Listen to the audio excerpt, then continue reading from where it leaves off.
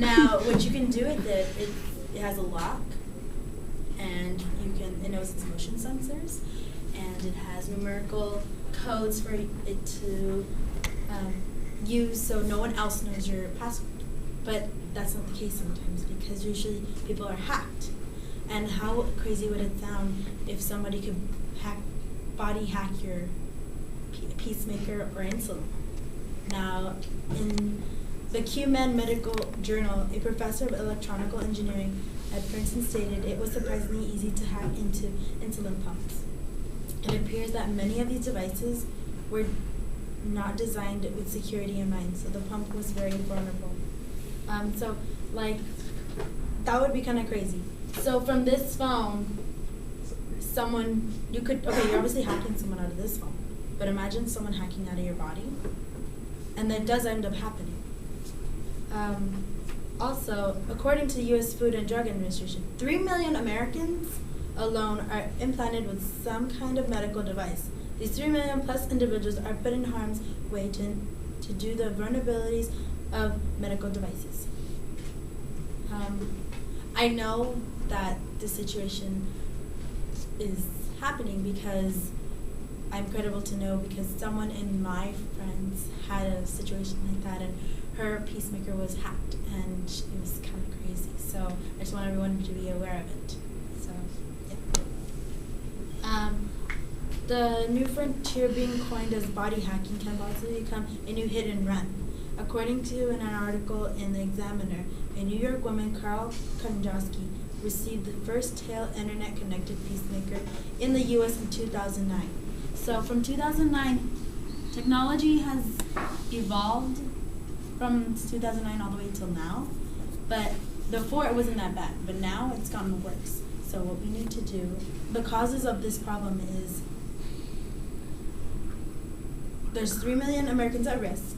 And according to Sadie Crease, Director of Global Centre of Cybersecurity Capacity at Oxford Martin School at the University of Oxford, already that devices provide this possibility for external hackers armed with computers could take control of devices, compromising not only a person's medical privacy, but their bodily integrity too.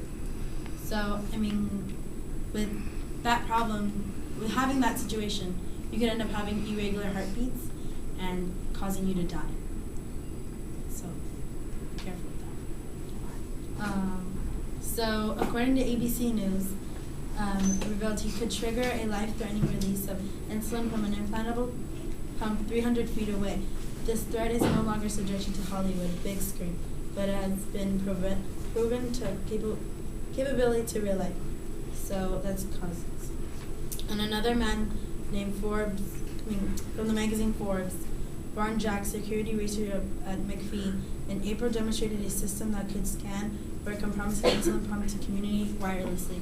So now that it's like you go see the doctor and you go visit your doctor and you check out your pacemaker, now it's not like that anymore. Now you could just do it from your house, where your doctor's at. You could pretty much tell you from your house what's the matter with your insulin and how your pacemaker is going. And that's a really big problem, because within that, if you can hack Wi-Fi, then you can hack that. So it's a really big situation that we need to stop. Also, that according to the Daily Medical, currently bionic limbs are not only in movies.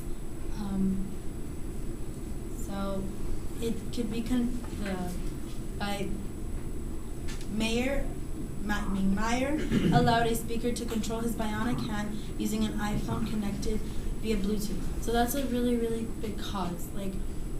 Even though this man let him control his body using bionic control technology, that's causing other people to think oh, well, if he can do that, I can pretty much do the same thing of going into body hacking. And that's not really good. So we need to stop that. And technology is great and everything, but not on our bodies. We're not going to be the next robot walking around and I wouldn't want someone else to program me with a remote control or an iPhone, for goodness sake. Bluetooth. Tell Jackie to move, Siri. That wouldn't be cool. That'd be funny. Or that would be scary. Or Siri, tell Jackie to say a joke. That would be scary, right? Being controlled. So the solution is we should, even though software has to be usable, fast, and reliable, and but also has to be secure too. According to Amherst Corp, a division of Johnson & Johnson, disagrees strongly with the severity of the issue and doesn't think the devices should be used. So pretty much they don't like what that man Jack is doing. So that's good. We have one situation. We have one solution. So the public must seek legislation action in order to have laws placed so that the FDA can keep accountability of manufacturers. Manufacturers must be held accountable to ensure that their products are not being hacked. So if, say, your peacemakers from another, somewhere far away, and someone works there, someone just plans to go into that, building, or the manufacturer, making sure that you have codes and making sure that you have fingerprints to get into that manufacturer.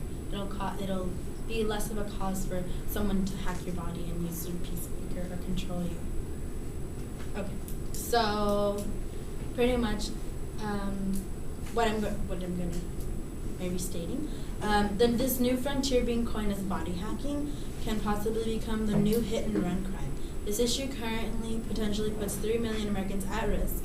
However, overall health as society is not getting any better. Currently, no individual has died due to lack of security on her implanted medical devices. However, there have been individuals who have demonstrated the miraculous application of body hacking. So check yourself before you wreck yourself. Individuals must place trust into their implant devices to deliver them last resort to better quality life. This increasing demographic should not have a fear of potential action. Must be taken before movies become reality and life is taken.